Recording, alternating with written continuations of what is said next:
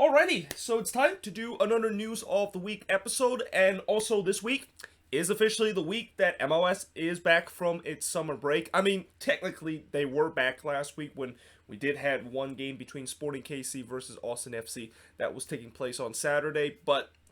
technically this is kind of the week that every team is back playing, and that game was played during that day because they had a date originally that was scheduled in July, but they had to move that because there's a Gold Cup that is going to be happening at Children Mercy Park. But as I said, this week is the week where every single team is back playing, and I'm happy to say that I am going to do the preview of all those games starting tomorrow, where I'm going to look at the Friday's game, and then on Friday I'll look at the remaining 11 games that is going to be taking place on Saturday and also on Sunday. But first of all, in terms of some of the news that happened in the last week, well, Daryl Dike has officially returned to Orlando City after his loan ended with Barnsley. He's actually training with Orlando City right now, and it seems like he could be available in the next game that Orlando City is going to be playing. I think it's TFC that they are going to be playing in that game. I'll talk a little bit later on the preview of how that is a game where it kind of what I feel like it was coming, where there could be a situation where the team is basically allowing one of their MLS team basically share their stadium, but now they are designated as the road team, even though technically they are playing at home. But going back to this, for Daryl Dike, I said before, even though he's now back with Orlando City, I don't know how long he's gonna stay with that club. Like, I think probably he might be gone by the end of summer, because there's tons of clubs that has been asking Orlando City and giving Orlando City the transfer fee in order to acquire Daryl Dike. And for Orlando City, I said it before, if you're going to potentially sell your biggest asset, that is Daryl Dike, and you want to basically maximize the profit that you're going to earn, this is probably the time to do it, because during the summer transfer window, this is when a lot of these clubs, especially the one in Europe, is going to spend the big money, and that again, if the price is going to be right, I won't be surprised Orlando City is going to eventually sell them. And compared to if they decided to sell them during the winter transfer window, because again, Orlando City, they also want to keep Daryl Dike because of how important he is to this team, and you can clearly see this season without Daryl Dike with Orlando City how much they really missed him, especially the goal scoring threat going forward. But if you decide to wait until the winter transfer window, and if Daryl Dike maybe even suffer a bit of a regress, or worse, he might get injured throughout the season, then your stock prices to potentially sell him is definitely going to drop. And also in the winter transfer window, clubs in Europe tends to not spend as much as they do in the summer transfer window. So again, if you're Orlando City and you get the right offer, do it. I mean, strike while the iron is hot, even though that you're going to potentially sell your biggest asset and probably your best player for forever right now. Now, speaking of another player that is potentially could move on to Europe, is Diego Rossi. So like Daryl Dike, Diego Rossi is another player that's been linked with tons of European club in these past couple of years, and it seemed like the latest news is that he is reported to be pursued by Tottenham and Everton. Now, I said this before with Diego Rossi and with LAFC. I have a feeling this could be the last year that Diego Rossi is with LAFC, because this is his third season with the team, and usually with the way how he's been playing in the past couple of seasons, you just felt like this is probably the season where LAFC is going to cash in their biggest asset, that is Diego Rossi, and potentially sell them all off to Europe. Now, unlike the Daryl Dike situation, where I encourage Orlando City to kind of strike while the iron is hot, I'm not quite sure LAFC is going to do that, because LAFC have shown in the past where they're not just going to reluctant to take the highest bidder. They want to definitely ask a lot of these clubs in Europe much higher than even the highest bidder has with one of their biggest assets. So I won't be surprised, for Tottenham and Everton. I know a lot of European clubs, when they see these MLS clubs and want to kind of get one of their young talent, they tend to want to be a little bit cheap in terms of the asking price, and they can get a deal out of that. But I know there are also some MLS club that I think some of these European teams need to know that they're not like one of those other other MLS team where they're going to just ask for cheap prices. And again, LAFC is one of those team, and judging by some of the export that they had, they do not ask for cheap prices to trying to get one of their best play in their team. And again, I won't be surprised if Diego Rossi, if he is going to be moving on to another club, or if he's going to be moving on to Tottenham or Everton. Tottenham and Everton is going to have to pay a pretty penny, probably even $30 or $40 million kind of a price range. And I'm also very interested to see which is going to be the higher transfer fee in terms of whether or not if Daryl Dike is going to be sold for more, or what Diego Rossi is going to be sold for more. Because I know on the transfer market page, they said that Daryl Dike is worth $20 million, and I think Diego Rossi also worth around the same amount. But I had a feeling it's probably not going to be that amount that these two teams are going to sell their best player, and it's probably going to be higher than the one that is currently listed on transfer market. Now, moving on, in terms of the next news, and now talk about some contract extension. Hassani Dotson have signed a 3-year contract extension with Minnesota United, and he also have an option for his 4th year, which I believe that's 2024. That's the season he has an option in. This is a no-brainer. Hassani Dotson has been one of the more important players to this Minnesota team, and what I love about Hassani Dotson is his versatility. Although one thing that I kind of don't like about Hassani Dotson is the fact that he's been regularly playing out in the wing area this season, and I just feel like as much as he is a very, very versatile player and he can almost play in every single part of the field, I don't think in the left wing area is the one that kind of suits him. I mean, I've seen this season where it just feels like he's kind of uncomfortable whenever he plays in the left wing area. And I know I said before, with how good his performance was during the U.S. Olympic qualifier, and how he was more proactive going forward, how I even said that maybe Adrian Heath might think about trying to play him in that spot. Well, in some way, I kind of wasn't serious about this, but I guess maybe Adrian Heath might have heard this or even watched this video. I mean, don't be surprised if he actually watched this video, because he tends to watch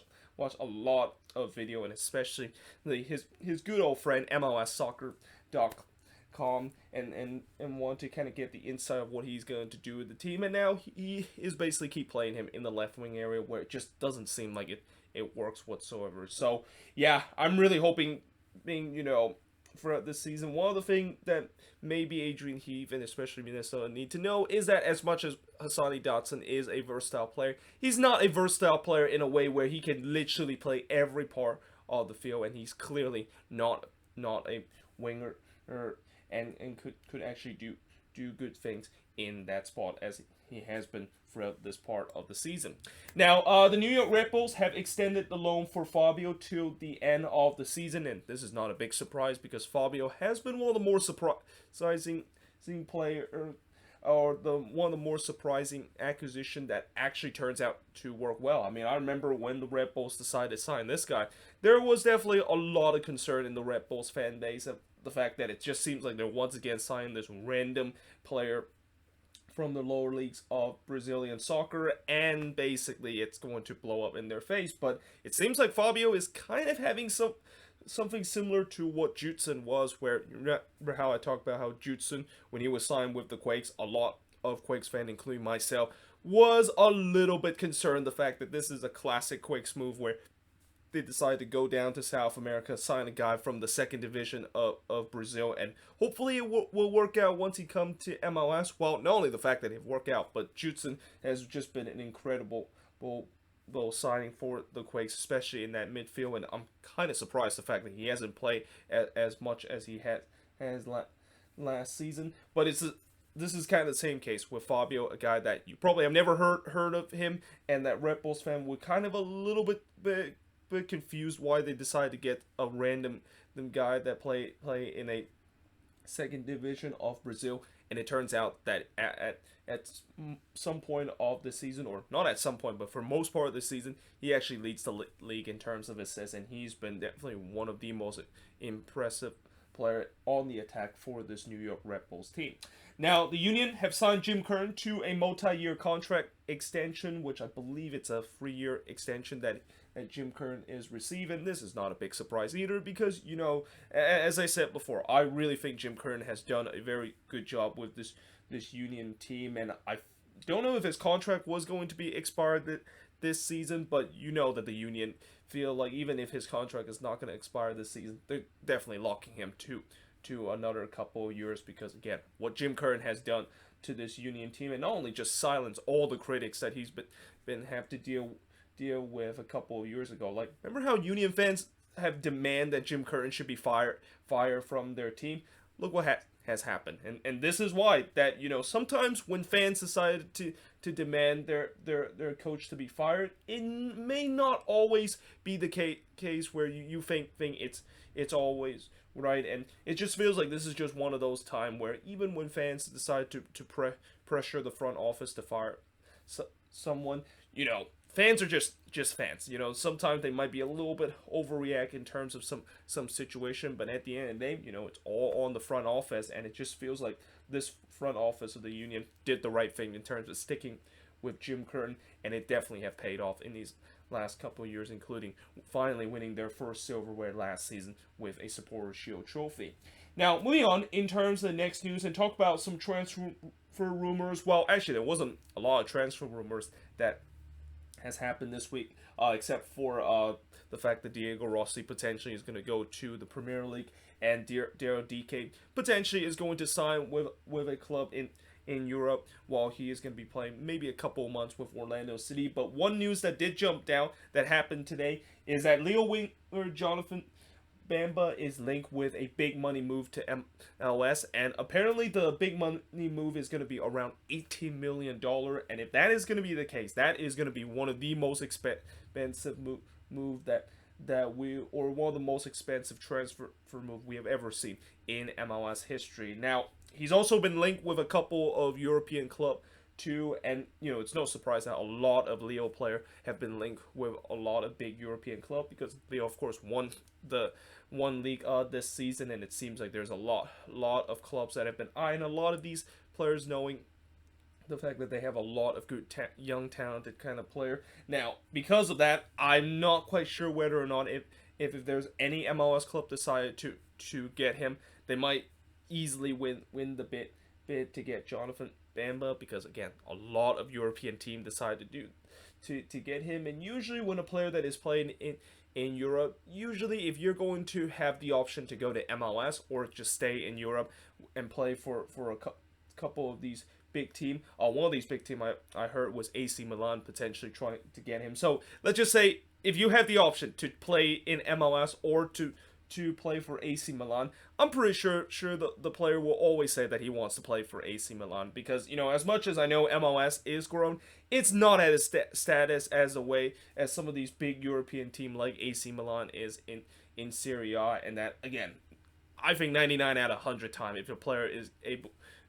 have to make a choice of either go to MLS or potentially go to a big club like AC Milan, the player will always decide to choose the first option rather than the second option to go to MLS. But we shall see whether or not if this move is potentially going to happen, if there's going to be more smoke into this transfer rumor. But now moving on, in terms of the next news, is that Canada has qualified to the final round of the World Cup qualifier in CONCACAF for the first time since 1997. So Canada will now be joining the Octagon, I believe is now what it's called. I mean, before it was called the Hexagon or the Hex, because there was 6 teams that is in the qualifying, but now it's pretty much called the Octagon because there's now 8 teams that is in this brand new CONCACAF World Cup qualifying stage. And I believe the US are also going to be playing against, or not I believe, but they're definitely going to be playing against Canada in the World Cup qualifying. And I feel like maybe eventually there might be some rivalry between the US and Canada. I mean, I know the real rivalry for the US will always be Mexico, because that seems to be a rivalry that's been there for a very long time right now. And you saw how in that CONCACAF Nations League that rivalry was really at its peak. But I kind of in some way want to maybe one day see a rivalry with Canada too. I mean, whenever people talk about US versus Canada, they always think it's a rivalry that belongs in in hockey. And the hockey version of USA versus Canada is basically like the soccer version of the USA versus Mexico, where that rivalry in hockey is definitely very intense. But maybe someday we'll do see a rivalry between US versus Canada, although that has to, if that of course is going to happen, Canada of course would needs to be a little bit better. And I really think this Canadian team is starting to get much better over the years, and this is definitely a big step for them to make their case that they are indeed catching up in terms of some of these big team and these well-known team in the CONCACAF region. And when I also look at this Canadian team kind of reminds me something similar to what this US team is doing, where when you look at this Canadian team, there's a couple of young talented players that currently play in Europe, guys like Alphonso Davies and Jonathan David, some of the most young talented player. I forgot to even mention Kyle Larin, who currently is playing in Besiktas and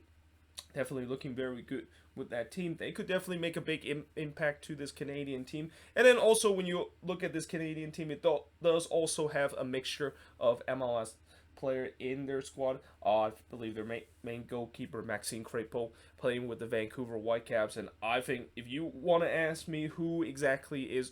is currently have the better goalkeeper between the US and Canada, I hate to say it, but I kind of want to say Maxime Crépeau is a little bit better. I mean, I know Zach Steffen is a great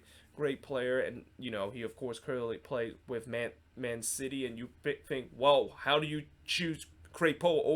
over Steffen when Steffen is currently playing in Europe and Crépeau is still playing MLS? Well, the difference is Steffen didn't really get a lot of time with Man City, and this was always my big concern, the fact that he goes to a big club, he doesn't get a lot of minutes. Is that going to potentially kind of harm him, where he's not going to get to that potential that he has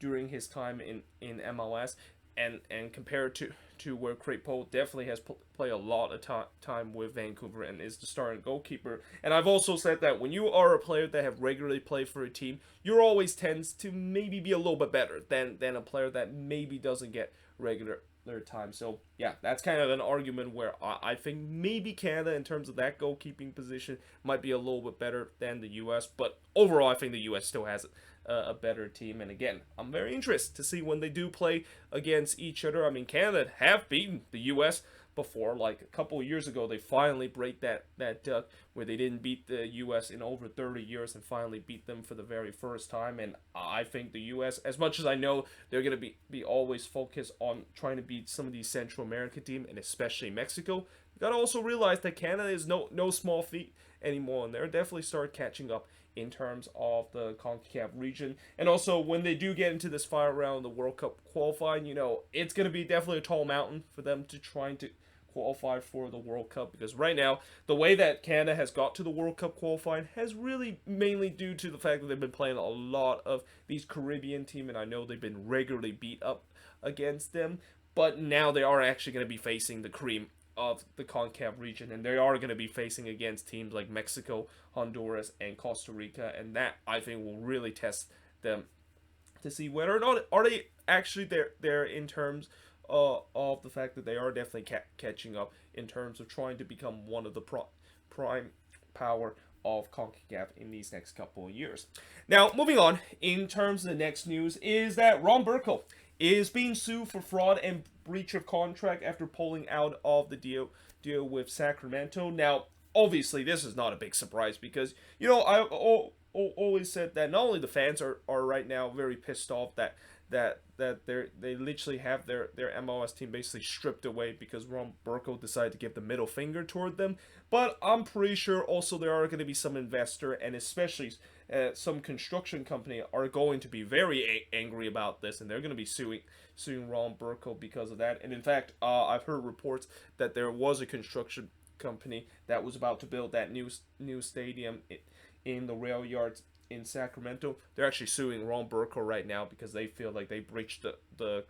contract. And even though they didn't really make any progress in terms of building that new stadium, they have started to plan in terms of how they're going to build that stadium, and it just feels like now they're going to basically make absolutely no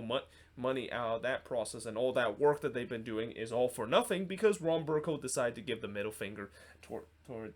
them too. And again, investors are also started to trying to sue him because they were going to invest in the team, and now it just feels like they're basically pay the fee to invest on that team, and they're not going to get that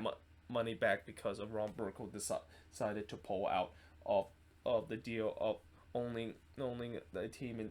in Sacramento and getting them to MLS. But again,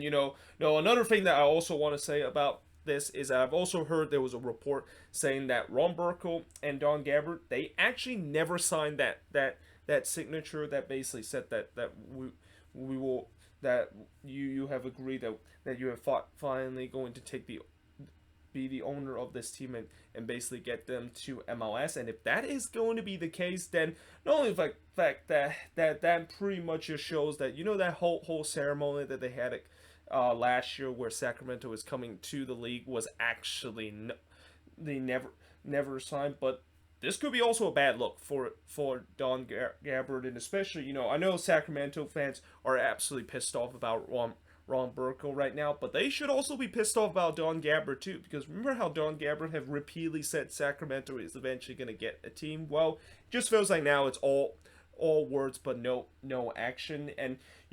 as much as I also would say I really hope Sacramento eventually does get a team, because with all the things that they've been trying to get and always become like a second fiddle in terms of the expansion race, I hope eventually they're going to get a team. But you could also maybe say that some Republic fans doesn't want to be in MLS anymore. Like, why should we go to MLS where the person that in charge of MLS is the guy that we really hate right now, that is Don Gabbard, that has repeatedly trying to troll us by saying all these kind of good things about Sacramento potentially going to get to a team, and in the end that just always tends to be just more words than actually things that is going to happen. But yeah, again, we shall see how these kind of lawsuit is going to end up. I mean, I don't know if it's going to go in favor of these investor and the construction company that decided to sue Ron Burkle, because I'm pretty sure Ron Burkle has a very good attorneys, and he's gonna try to find any ways to try to win this case. Now, ECS, the main supporter group for the Seattle Sounders, is actually boycotting the Austin away day due to high ticket prices to the away section. Now, Austin FC have announced that their away section this season is going to cost $75, and that has definitely pissed off a lot of fan base and a lot of supporter group, and in some way they have every rights to be pissed off about that. Like $75 for sitting at an away section. Now, I understand that is still the cheapest price if you want to go to watch an Austin FC game at Q2 Stadium, because I already checked some of the prices for those Austin FC game, and let me just tell you, some of these prices are like NFL level ticket prices, where they're charging people like $200 at minimum, and even like in the lower bowl area they're charging people like around $300 to sit in that area, and that is just absolutely ridiculous in terms of the ticket prices. Like, that is by far the highest ticket prices I've ever seen a team trying to charge fans to go to an MLS game. And I also understand that, yes, it does seems like maybe there's a very high demand for Austin FC and their fans attending the games, but still, I just don't like. The other thing about high demands is that I heard about all these season tickets that holders that currently is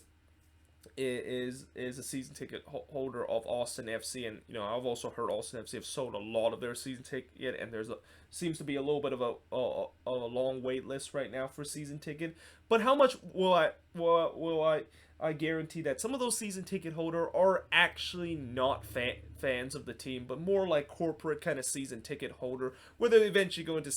sell their tickets for every single game and make a profit out of that. Like, that's something that's always been a problem, not only in MLS but really in the sports industry, where you have a lot of these corporate kind of company decide to buy the season ticket, but they're not actually there to basically put some of their people or some of their fans into the stands, but also just kind of regularly sell the tickets and basically sell it above face value and get an investment out of that. And I know there's many MLS teams that have decided to kind of stop that from happening. They don't want fans to just keep selling tickets and trying to make an investment out of that. But still, I don't think MLS team are going to do that if they are going to enforce that rule on some of these corporate kind of companies, and especially some of those that actually are sponsored by the team. I mean, I don't think teams are going to just say, "Oh, I'm going to strip away your season ticket because you keep trying to sell season ticket to, or you try to sell tickets to other fans above face value, and we feel like you basically are violating our rules in terms of that, because again, they're probably an investor of the team, and I don't think a team would definitely decide to damage that relationship by that. But going back to this again, when you look at the ticket, even though it is still the cheapest ticket to go watch an Austin FC game, it is still super expensive in terms of away ticket section. Like away section usually are some of the worst seat in the stadium, and the fact that you are paying that much money to sit in a away section that is a worse seat in the stadium, it just does not worth it whatsoever. And especially when some other teams, and pretty much most team in MLS, are only charge teams like $30 or $40 to actually sit in the away section. So again, I understand why ECS and maybe some other supporter group are actually boycotting in terms of this. Now, that being said, I don't know whether or not if this boycott is going to work out at all, because guess who's the lead owner of Austin FC? Oh yeah, that's right, it's Anthony Precourt. And if there's one thing that we know about Anthony Precourt, besides the fact that he is the most hated man right now in Columbus, is the fact that he doesn't care anything about fans boycotting and stuff like that. And I mean, that maybe is also another reason why Austin FC is charging high ticket prices, because it's all about the money for him. And as much as I know people hate him for this, that's also kind of the same case with sports owner nowadays, where it's just all about the money. They don't really care if they if they want to like charge people less for their fans to go to the game. If they of course can maximize the profit, then they of course are going to do so. So yeah, I do see this kind of boycotting kind of being a little bit meaningless, but it also does give attention in terms of the fact that, yeah, I think I won't be surprised this season we're going to not see a lot of away fans that's going to attend game Austin FC fans. Like, I know some Quakes fans that were planning to go to that first ever game at Q2 Stadium when they play Austin FC in their home opener. A lot of them are pulling out right now because they saw how much the tickets is going to go to that game, and they just say, no, we're not paying like $300 and $400 to sit in some of the worst seat in the stadium to watch an MLS game, because that's just way too expensive. Now, speaking of season ticket prices, now Nashville SC did the sensible thing by releasing not only season ticket price for their new stadium, but actually are not charging their fans like a ton of money in terms of trying to get the season ticket. Now, if there's one thing I will say Austin FC at least is doing well, is that they don't charge their fans their season ticket a lot money, and definitely not as much as right now the one that you see on SeatGeeks. And I'm not quite sure if Nashville SC potentially is going to do the same thing, where they might not charge their fans a lot for the season ticket, but once they do build that new stadium and they release those individual tickets on SeatGeeks or Ticketmaster or whatever ticket that they have portal that they of course use. I believe they use SeatGeeks right now, but again, I'm not sure when they do release individual ticket, is it going to be similar to Austin FC where the prices are going to be very expensive? But at least I think maybe that's not going to be the case, because again, when you look at the season tickets for some of these Nashville SC games, they are very, very cheap. Like, I wouldn't say very cheap, but more like not as much as I thought it would be for a new stadium. Like, whenever there's a new stadium that is built, I would always expect the tickets to be really expensive, but no, Nashville SC decided to do the sensible thing and actually not let their season ticket holder pay a premium just because they're moving into a new stadium. And again, we shall see when they do release those individual ticket. Are they going to do something similar to what Austin FC is decided to do, which is just hike up the prices, despite the fact that they're affording cheap kind of season ticket for their season ticket holder. Now, moving on, in terms of the last two news, is that MLS have filed a trademark application for New England Revolution new logo. So we have heard there's rumors that there's another team potentially is going to rebrand and change their logo, and it seems like New England looks like it is going to be that team. Now, as much as I know some of the rebrand lately has been absolute disaster, and there's still ongoing protests, especially from Montreal fans, that they're still very upset about the new logo and also the new name that they currently have. But for New England, it seems like maybe they are going to keep their name, but you know, when I look at the new logo that they have, it's actually not bad at all, and maybe I would even say it's better than the current logo that they have. I mean, I know a lot of Revs fans have always been a little bit upset with the current logo that they have, and it just kind of feels like it's a little kid just drawn out of their logo with crown, and some even say it's kind of like the crown badge that they have. But the new one, it definitely does look a little bit better than the current one that they had, and kind of also look a little bit more modern too. So, you know, that's something that it's kind of a rarity now, because it just feels like when you look at the past couple of rebrand, it seems like teams are botching that very, very badly. But now moving on into the last news is that Jamie Vardy has become part owner of Rochester Rhinos. So another week where we have a star players either from other leagues, but in this case in the Premier League, decided to be investing in terms of either MLS team or lower league team. Although it's kind of interesting that Jamie Vardy decided to choose Rochester Rhino as the team to invest, because right now Rochester Rhinos, you know, we all know that this is still the last team to ever win the US Open Cup. That is not an MLS team. They're kind of in limbo right now. They are having an issue in terms of deciding whether they're going to play in the championship or they're going to be playing in League One. Well, actually, they have decided they're going to be playing in League One, but then recently I heard that they're not going to be playing in the 2022 season in the USL League One, and they're also having a lot of issue in terms of their stadium, where they just cannot get that stadium deal done. Like, what is it with New York and New York State in general of just having some real issue in terms of building stadium? Well, actually, I will say that at least Queensboro FC, a team that is based out of Queens, are actually doing a good job in terms of actually getting a new stadium done. But it just always feels like when you look at stadium issue, New York State tends to always have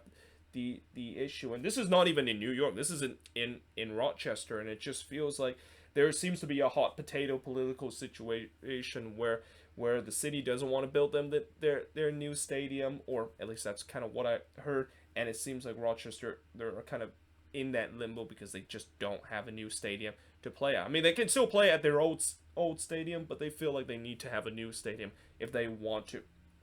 be part of a lot of these lower league teams, where if there's one thing I'm seeing in these past couple of years in the lower leagues, and especially in the USL Championship, is a lot of teams are started building their own soccer specific stadium. I mean, the USL finally is started to kind of catch up and started finally getting into an era that I know MLS kind of started to endure in the late 2000 and in the early 2010s, where a lot of these teams are moving out of these stadiums that is not soccer specific. And in the case of a lot of these USL Championship teams, a lot of them are moving out of these kind of minor league baseball stadium and actually building their own stadium right now. So yeah, you know, again, it's kind of odd that he decided to choose a team that is in limbo right now. But once that team does get out of limbo and eventually is going to be playing in one of those lower leagues, then I think it's definitely a good investment that Jamie Vardy is doing right now. But yeah, there you have it. That is pretty much it for the news of the week. Let me know in the comments below, what do you think of all these news? And as always, if there's any news that I forgot to mention here on the board, let me know in the comments below. But yeah, hope you guys enjoyed this video, and I will see you guys next time.